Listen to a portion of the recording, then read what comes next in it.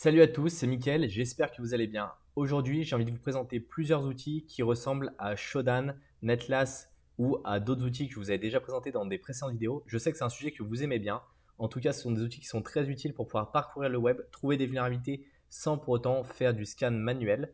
Et donc l'idée de cette vidéo, c'est de vous montrer différents outils qui sont vraiment très utiles.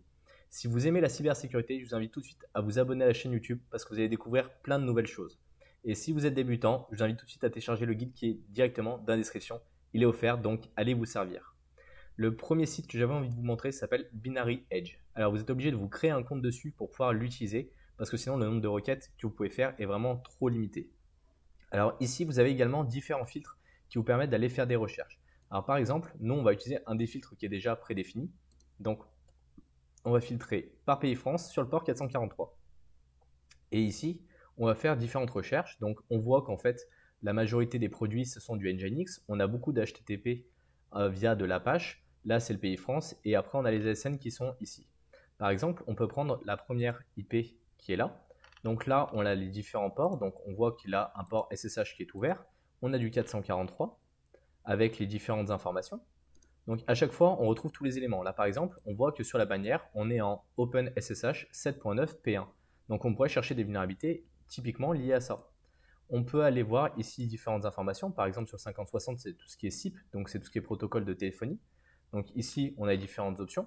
Donc là, on voit où il est localisé géographiquement. Donc, bien sûr, ça appartient à Paris parce que là, on est sur du OVH. Mais on a différents éléments et là, on a le score, on a le risque score. Donc ici, on peut voir les différents éléments. Donc là, on n'a pas forcément trop d'informations. Et ici, on voit qu'il y a des problèmes, par exemple, de chiffrement sur la partie Mac, donc parce qu'il va utiliser des algorithmes de chiffrement qui sont obsolètes. Donc là, par exemple, ici, on voit qu'il a pu trouver des vulnérabilités avec un score CVSS. Donc voilà, on a différents éléments qui nous permettent d'obtenir des informations. Et donc, je trouvais ce site assez intéressant. Bien sûr, vous pouvez filtrer après par IP, vous pouvez filtrer par port, vous pouvez filtrer par type. Voilà, il y a tout un tas d'éléments que vous pouvez récupérer.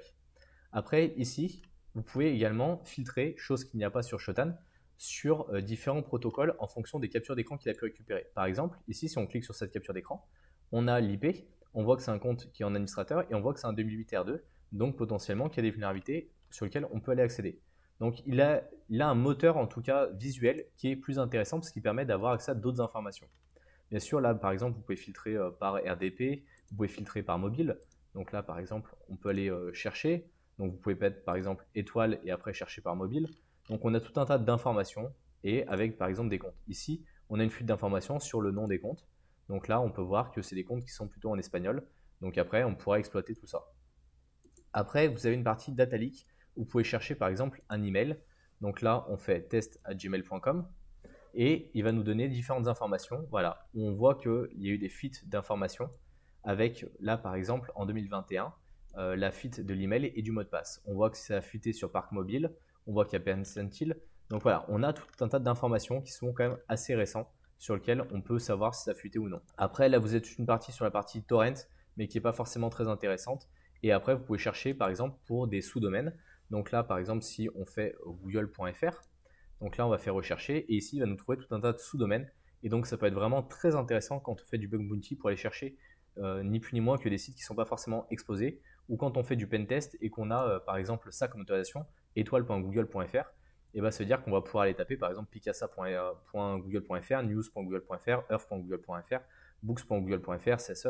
Et l'idée, c'est d'arriver à trouver un site qui potentiellement est moins sécurisé que les autres pour arriver à s'insérer dessus. Donc voilà, je trouvais le site assez bien fait et quand même avec des données qui sont très intéressantes. Donc l'idée, c'est vraiment de vous le présenter.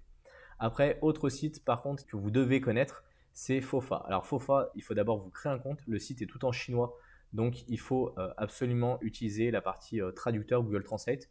Moi, j'ai pris le plugin, c'est quand même beaucoup plus pratique. Et après, ici, pareil, vous pouvez filtrer par différentes informations. Donc là, j'ai filtré avec une IP n'importe laquelle, hein, il n'y avait pas de raison particulière. Et ici, vous récupérez tout un tas d'informations sur l'IP en question et sur les différents protocoles qu'elle ouvre. Elle n'a pas beaucoup d'informations en plus, mais voilà, ça vous permet de récupérer d'autres informations. Et vu comme c'est un site chinois, bah, potentiellement, vous avez accès à des données que vous n'auriez pas accès à côté. Donc ici, vous pouvez rechercher par tout un tas d'informations. Par exemple, vous pouvez taper, je ne sais pas, password, Et vous verrez ici, on vous propose différents éléments, donc des password managers ou ce genre de choses. Là, avec des adresses IP qui sont en Russie, avec du Grafana. Donc c'est un peu plus complexe d'arriver à s'y retrouver vu comme le site est tout en mandarin de partout. Mais ici, on peut choisir par exemple des cPanel. Donc le cPanel, c'est une interface qui permet de faire de l'administration où il y a eu pas mal de grosses vulnérabilités qui sont tombées. Et donc là, par exemple, on a dans différents pays, donc à Singapour, on voit qu'on a un cPanel qui est accessible. Voilà. Donc c'est également des scans de réseau qui sont faits. Là, on a également Lettonie. Donc voilà, on a différentes informations qu'on peut récupérer. Donc ça, c'est un site qui est à connaître. LeakX, qui est vraiment très utile et que je trouve vraiment très bien, qui permet de récupérer tout un tas d'informations qui sont disponibles de point de vue public. Donc là, vous avez deux critères, soit vous cherchez des services, soit vous cherchez des leaks. Et ici, l'objectif, ça va être de donner des informations sur les différents services. Donc par exemple, là vous avez le niveau de criticité des informations qui sont données. Et là, si on regarde celui-là, c'est des informations sur des utilisateurs WordPress qui ont pu être trouvés. Et on voit que le scan, il a été fait là il y a quelques jours. Donc on a tout un tas d'informations. Mais après, par exemple, si on a envie de chercher uniquement par critères faibles, donc c'est-à-dire des informations qui n'ont pas une grande importance, on peut cliquer sur l'eau. Par contre, moi, ce qui va m'intéresser, c'est tout ce qui va être critique. Donc là, on va lui dire de nous filtrer uniquement les informations qui sont critiques. Et donc là, si on prend par exemple le premier, donc on va aller voir ce que c'est. Ici, on voit que la configuration Git, elle est complètement exposée. Et donc, on a accès à des informations auxquelles on ne devrait pas avoir du tout accès. Après, si vous cherchez bien, vous avez peut-être d'autres informations. Donc là, on va ouvrir quelques pages pour voir ce que je peux vous montrer en direct. Donc ici, par exemple, on voit qu'on a une instance de Confluence qui est complètement vulnérable et qui est accessible et qui permet de faire de l'injection. Et là, par exemple, on récupère la clé AWS en fait, qui permet de se connecter à l'instance. Donc là, on voit que c'est vraiment une vulnérabilité qui est extrêmement critique. Et donc là, il y a plusieurs services qui sont exposés et qui sont accessibles. Donc bien sûr, on a plusieurs fois la même vulnérabilité qui est en train d'être remontée en ce moment parce que c'est la grosse vulnérabilité qui est tombée. Mais ça vous permet d'identifier rapidement des informations et ça vous permet de trouver peut-être des informations très rapidement sur un de vos clients avec des informations qui sont très critiques en disant attention, on a pu retrouver ces informations-là. Donc voilà, ce site qui vous permet plutôt d'aller chercher des informations qui auraient fuité, donc vraiment très intéressant. Ici, c'est un site qui n'a pas forcément une vocation en termes de sécurité, mais qui peut être vraiment très intéressant parce qu'il permet de scanner le web en permanence pour aller trouver différentes informations. Donc ici, quand vous cliquez par exemple sur une IP, on a les différentes informations qui sont liées à de l'HTTPS, qui sont liées aux différentes requêtes qui peuvent être émises. On a les redirections qui sont potentiellement accessibles. Et ici, on peut avoir les différents outils, en tout cas, qui sont utilisés. Donc c'est très intéressant pour la partie OSINT en tout cas, parce que potentiellement, il y a des fichiers que vous n'auriez pas trouvés. Et donc, ça peut être utile de s'y référer. Après, ils n'ont pas forcément non plus des retours qui sont vraiment très importants. Donc, je vous laisse vous balader un petit peu, voir tout ce que vous pouvez trouver dessus. Donc là, par exemple, voilà, on a des informations sur le détail, sur les domaines, sur l'arborescence, sur les différents liens qui sont donnés.